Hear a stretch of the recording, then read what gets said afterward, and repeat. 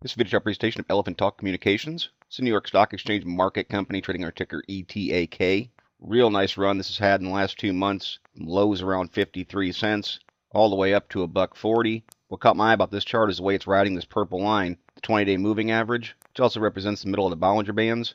In the way that each time it's made a run, stocks pulled back, held the largest majority of the gains, and then climbed to a new high. Did that twice in November. Now here in December, came back through, hit its highest level since back in February, and after a pullback, stock closed back up a little bit on Thursday, just 1 penny at $1.11.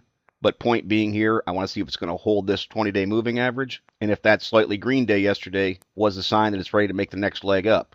I'm not going to spend a great deal of time on these indicators, because with this sort of climb, they're all going to be reaching some extreme levels. But notice the MACD is, of course, climbing upward. Nice upward channel, very bullish. In the worst case scenario, if the stock does make a bigger pullback, I'll just look for that pattern to continue. And if it did so happen that the MACD came back down near zero and dropped a bullish cross, that could be a buy signal again for this chart potentially, as the trend tries to reverse from any pullback to go back into stronger mode. ADX, very high level, up over top of 50. The direction of the chart is strong. Of course, we're seeing a little bit of weakness right now, but indicators have to retrace at some point. They just simply can't go straight up forever. Money flow index, longer term components 14 and 21, holding up near 80, showing people are paying higher prices for the stock. Accumulation distribution, making higher highs and higher lows as well. If I had one concern, it would be right through here to see this shake in money flow, which is dropping off, making lower highs. That tells me that over 20 period increments, that the buying pressure is actually fading. Now, it's not a tremendous concern. CMF is still in the green, saying that buying pressure is outweighing the selling pressure. And with that sort of a run like the stock has had in the last 2 months, there's certainly going to be some profit taking. But again, it's just something to pay attention to going forward. CCI, technically speaking, the sell point was the break back down through 100 right there. The buy signal will come back in if the CCI rolls and breaks back up through 100. The selling over the last few days, the stock pulled back, sent the full stow back down near 50. Again, we're always going to look for bullishness, and that means we'll want to see this full stow recover and hold over top of that 50 mark to show that momentum is being sustained in the play. And the tricks, much like the MACD, we're seeing the higher lows, the upward channel, showing that the stock's in a bullish trend. Relative strength index, see the bullishness that we always talk about, wanting to see the RSI move through 50 and hold above it. And you can see right through there, when the RSIs broke through 50, the momentum was really getting cranking in this play. And since then, it's held it. And even with the curve, what's going on right now, it's giving hints that it's going to hold it again. A break back down through 50, especially with these red and gold lines of 14 and 21 RSIs, is a bearish signal for the chart. So it's important from a technical standpoint, they try and hold that level.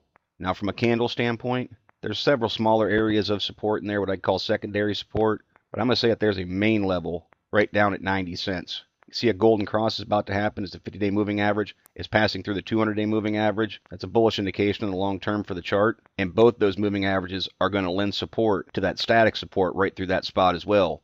So if any deep pullback happens, I'd look for support to be very strong at that point. Now that secondary support I just mentioned is going to come in right through this area. And that's based upon the breakout point that happened here in November when the stock went up and hit those new highs. As I mentioned, that also ties right in with the 20-day moving average.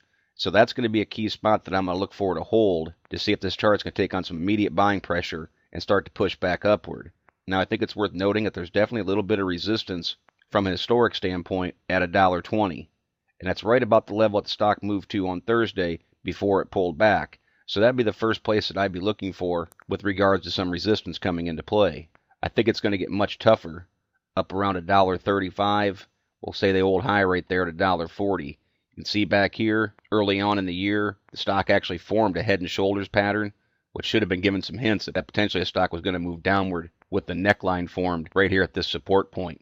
But for current intents and purposes, there's definitely a little bit of resistance there, and the stock gapped up on that particular day and never made it any higher than that and actually closed back down around $1.30. So I look for the $1.40 mark to be a heavy area of resistance, and of course a break of that, you're talking about trying to come through and make new 52-week highs up above $1.68.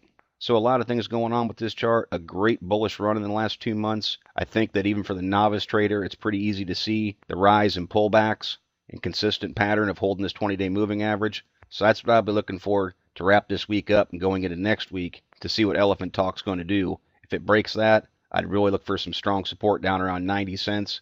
and at that point, a potential continuation of this rise from this double bottom that was formed from July through October. So those are the type of things that I'll be looking for in the ETAK chart, but as always, it's merely my interpretation. Thank you for watching. Trade smart.